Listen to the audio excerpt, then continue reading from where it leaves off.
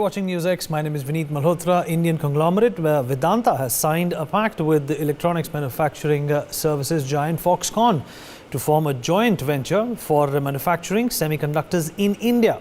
Vedanta is the first company to make the announcement to invest in semiconductors manufacturing after the government announced a rupees 76,000 crore program to boost electronic chip and display ecosystem in the country.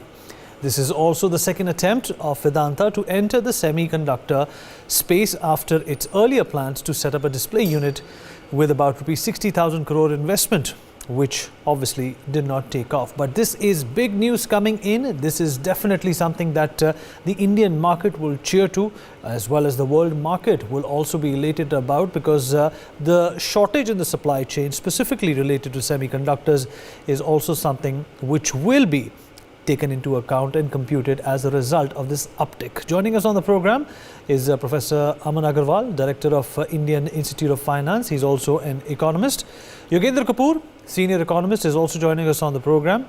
Arun Vamfazi, Semiconductor Professional and author, is also here with us. Joyita Basu, Editor of the Sunday Guardian, is also joining us on the program. Joyita, let me start by asking you a simple question. This is a move, a joint move between India and Taiwan, but it will have a set of challenges as well. Internal challenges, perhaps is something that we can do with. But at a time when there are fresh tensions between India and China, how is this going to pan out for both the countries that already see themselves in a standoff? Well, Vineet, I think when it comes to any investment coming, and especially anything related to Taiwan, China is very sensitive, as we have seen.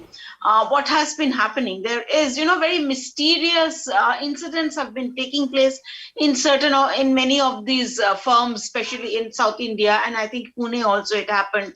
Wistron, it has happened. Remember, sudden flare-up of these labor trouble is happening, and you see, so there is a lot of speculation in terms of what kind of influence, what kind of external influence is trying to paint India as a bad investment destination.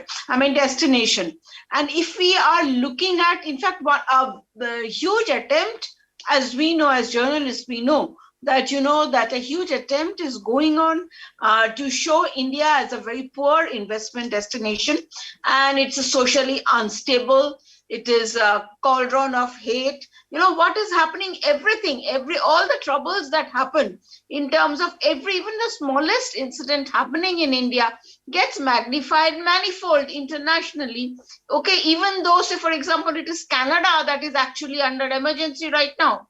And, and thing is that we are told that it is democracy is sliding in India. So what happens ultimately? It is not just about blackening India's name. Ultimate aim is to ensure that industry doesn't come to India. Okay, so actually the minute something like this happens, and earlier also many companies, say for example Samsung, I think they shifted their large screen making factory operation from China to India.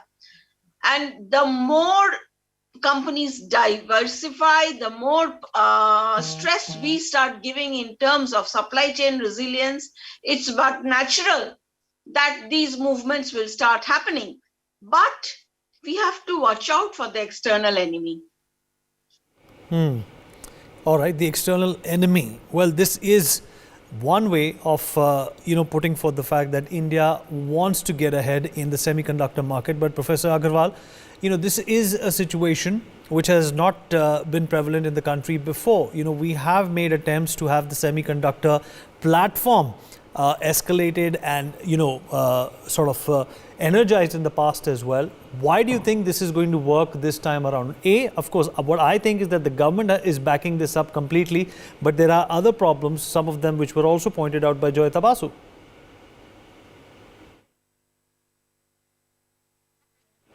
Please unmute yourself. I said there is a clear-cut, what you pointed out is very correct in terms of the government initiative and backing up. Because you see, the government here is interested, and that's where it will create a platform and a pathway for the industry to perform and excel. And because that's become an As you know, about $10 million were even projected for industries wanting to seek into the semiconductor industry even last year. So there is a clear mandate, there is a clear structure. As far as Taiwan, the concern raised by my colleague just now, the Taiwan and China, although it's Taiwan, China, but Taiwan and China don't see eye to eye. And there is a lot of difference between what comes in between Taiwan and India and against China and India. You see, Taiwan, as a matter of fact, has been in the Asian Tigers framework for almost 20 years now, one of the leading producers of second level kind of chip structures, semiconductor electronic products, and even computer based electronic chips, motherboards and all. As a result, and we have been purchasing a large chunk of those products directly as a buyout from Taiwan from time to time. It's not new. We have been buying, large number of Indian industry has been buying.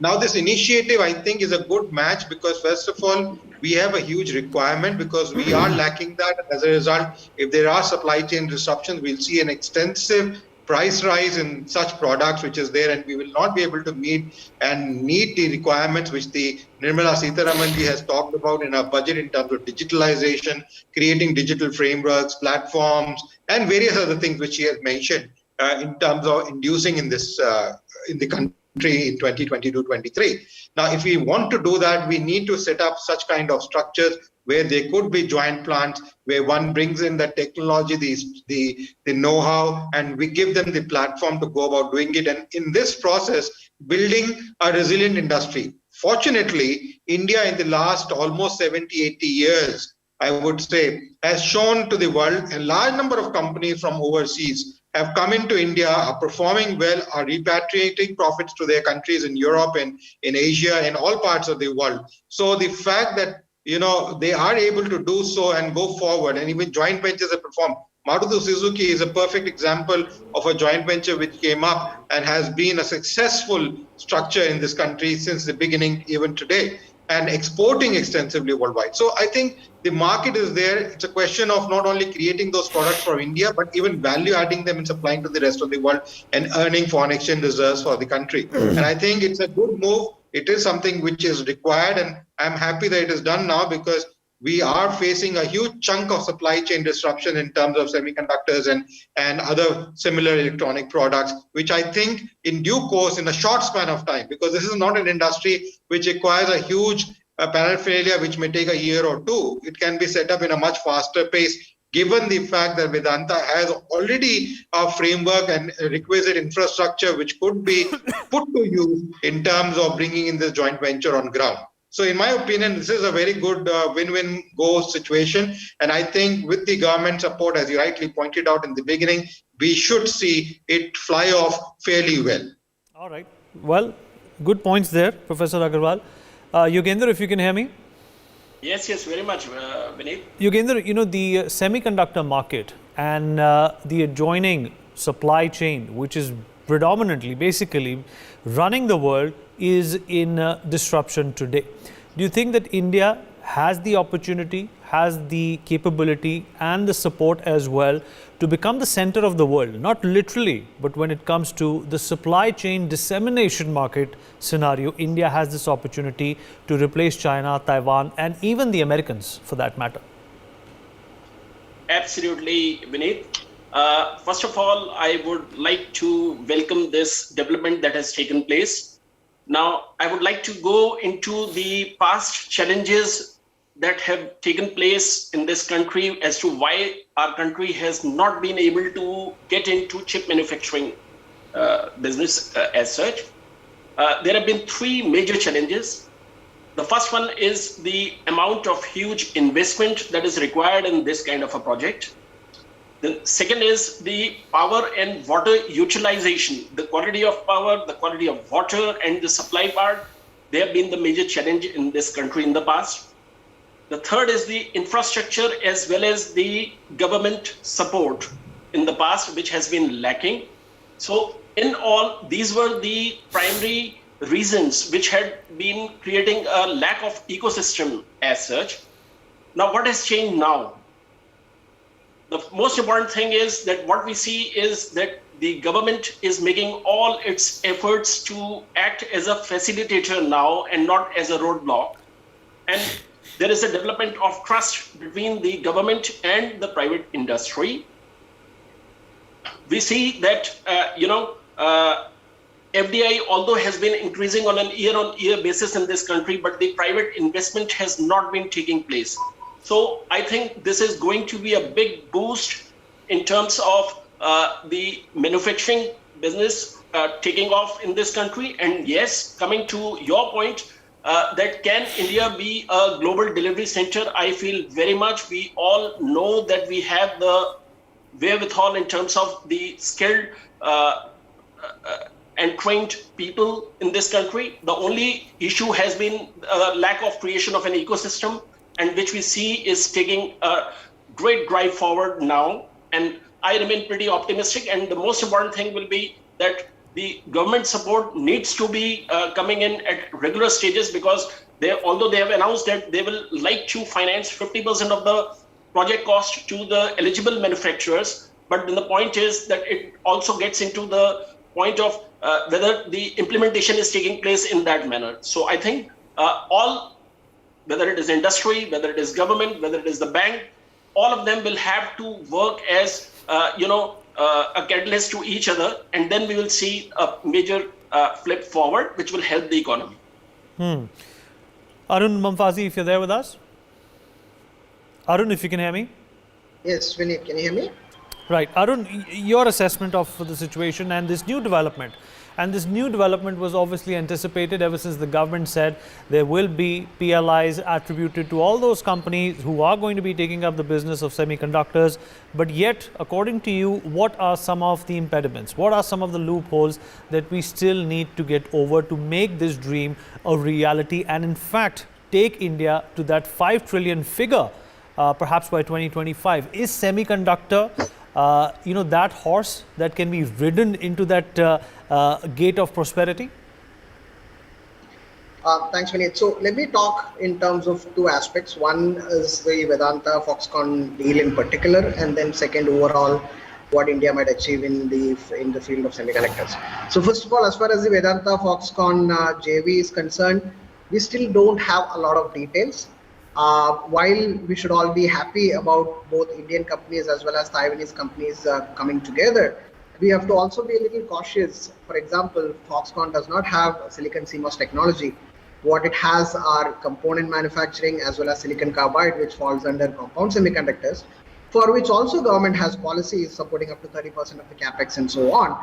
However, the cream of the cream, silicon CMOS, will still need another partner or another technology transfer, because the government policy specifically says 28 nanometer or below or up to 65 nanometer, experience in running a fab or production grade technology. So in other words, we'll have to wait to find more details from both the companies as to what exactly they're getting into. So this is point number one. Point number two, and I agree with many of the previous panelists who spoke about this, the geopolitics, the economics, as well as the policy related aspect. Currently, government is giving it a big push. There's no doubt about it. It is putting a lot of weight behind those efforts. So it should definitely lead to something substantial in the coming months or years.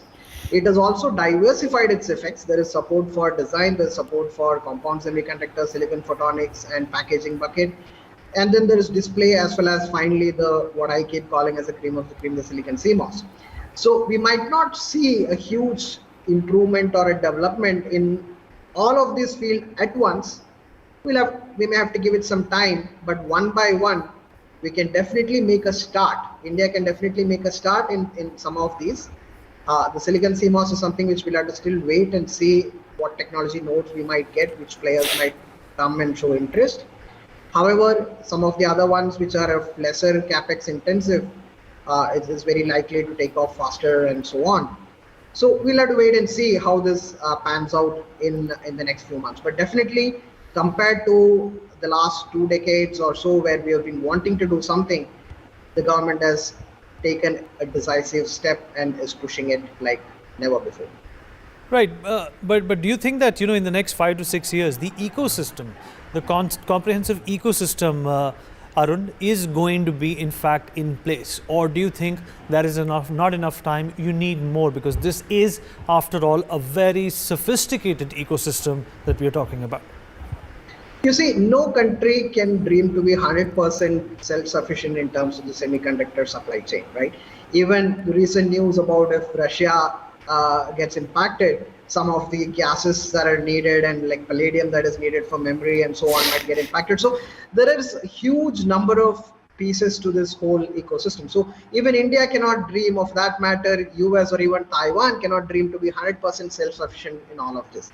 What we may need to focus on is to try to achieve certain amount of self-sufficiency, especially built around the core, which is the semiconductor fab, the manufacturing of the fabricating units, and to the extent possible, build both towards the back end, which is the packaging and the assembly, which companies like Tata Electronics have already said they will be getting into, as well as into the upwards of that supply chain in terms of design, for example, and maybe in future look at possibilities of, let's say, equipment manufacturing, chemicals, and so on, and other elements of the supply chain. But right now, without having that core semiconductor fabs, you won't be able to build the rest of the ecosystem around it. So 5 to 6 years might be good enough to put in the base of that ecosystem. Another 5 to 10 years it might take to build the whole ecosystem. But you have to make a beginning at some point, and that's what the government is hoping to achieve. Right, Joyita, in terms of, taking this industry very seriously and placing India as a major stakeholder in its development, in its execution, as well as other things involved with the semiconductors, do you think that Taiwan is perhaps the best partner for India to go with at this point in time? There are other countries as well. The question I'm trying to ask you is that, there is obviously political tension, there is political dissension as well when it comes to associating with Taiwan, because, you are challenging the One China policy. Vineet, I think over the years, especially in the recent years, our trade relationship, our business relationship, apart from, of course, cultural relationship is already there. It has been booming. So I don't think we really need to worry about it. But now let us look at it this way. What has happened is, you see, if Taiwan is considered a semiconductor giant, and obviously it is the number one country when it comes to semiconductors, but yes, now what has happened is, you see, much of Taiwan's industrialization, in fact, much of what has been happening in China, in terms of that, is because largely to an extent, or largely I would say, because of the presence of a whole lot of Taiwanese companies in China and manufacturing. A lot of these manufacturings are happening in China. Now, what has been happening in the recent past, especially after the whole COVID thing started, a lot of these European countries, and especially the Western countries, are not happy with the idea of these semiconductor chips and all being manufactured in China. So a lot of these companies are now wanting, and a whole lot of other technology related companies. And apparently what is also going on is, you see, there is some kind of pressure from the communist government over there in terms of spying. They are trying to introduce things in these semiconductors, a whole lot of whatever. It's basically they're trying to do this, so that they're trying to use these companies for spying. And that is one of the reasons why the Western countries are very unhappy with the idea of made in China. So now if these companies have to start moving out, where do they go? Taiwan does not have the capacity to absorb. When you look at countries in, say, for example, like Vietnam and the smaller countries, or the South Koreas, they don't have that kind of capacity to absorb the industry if it wants to move out. So India is one of the best destinations for that. And also President Tsai Ing-wen, the Taiwanese president, has something called a southbound policy. And that southbound, according to that southbound policy, they are looking to invest at, I think, about 18 countries in South Asia and Southeast Asia, out of which India is right on top. So there's a huge potential. And again, I'm going to repeat, if you have noticed, every time there is labor trouble in India, maybe even no other global media outlet may be picking it up, but the Chinese definitely pick it up. And the Chinese, they start picking it up and they start saying, see, India is such an unsuitable destination for anything moving out of China. So this is a huge political opportunity. And no, just because we have a huge opportunity for us in terms of business, we are not saying we are against one China policy, although for us to continue agreeing to one China policy, China should also agree to one India policy and not talk about Jammu Kashmir being part of some there, or Pakistan or Arunachal being part of China, Ladakh being part of China. We don't follow that. But I think, in fact, there should be reciprocal. There should be reciprocity. That is something we don't have.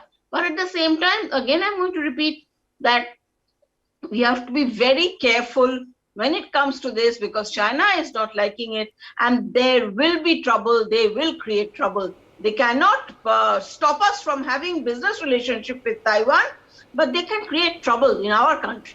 They can try to ensure that, these companies shut down, that there is some kind of problem. So we have to be very careful about these things. Okay, quick closing comments. Professor Agarwal, how can we insulate India's interest when it comes to all these geopolitical issues as well related to semiconductors? Because we know that is where the treasure trove is for the future. No, certainly, first of all, the important thing is, you see, Taiwan is not the supreme at the best.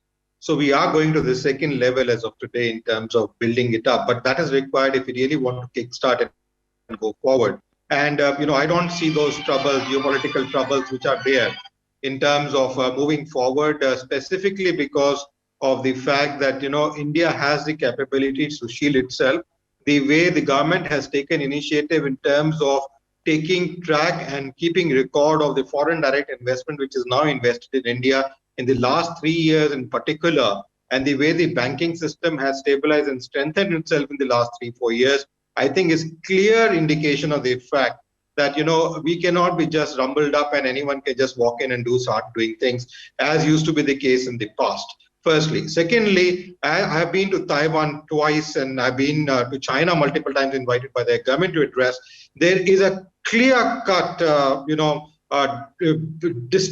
clear-cut divide between both these countries, although it is one China kind of a thing, but still it's a clear-cut divide. The policy framework of both the countries works independently. Taiwan does not allow China to intervene and do things. So, and as far as global players are concerned, I think India enjoys the best positive outlay, whether it comes at World Bank, IMF, World Economic Forum, OECD. You talk of the forum, I think we are performing extremely well, the way, whether it is financial inclusion, and the fact that the current budget 2022 clearly outlays a large chunk of framework on digital platform and digital structures. So this is clear. If we want those things to happen, if Nirmala Sitharaman wants that to happen, the way they want transparency, accountability, and sustainability to come in through digital startups, we have no option to move into these frameworks and go forward. It's a beginning. The ecosystem will develop with time. 5 years is a very long duration if we really want to go forward, and if we want to create that dream which we want to create for India at 100, we need to kickstart it and go forward much faster. I hope more companies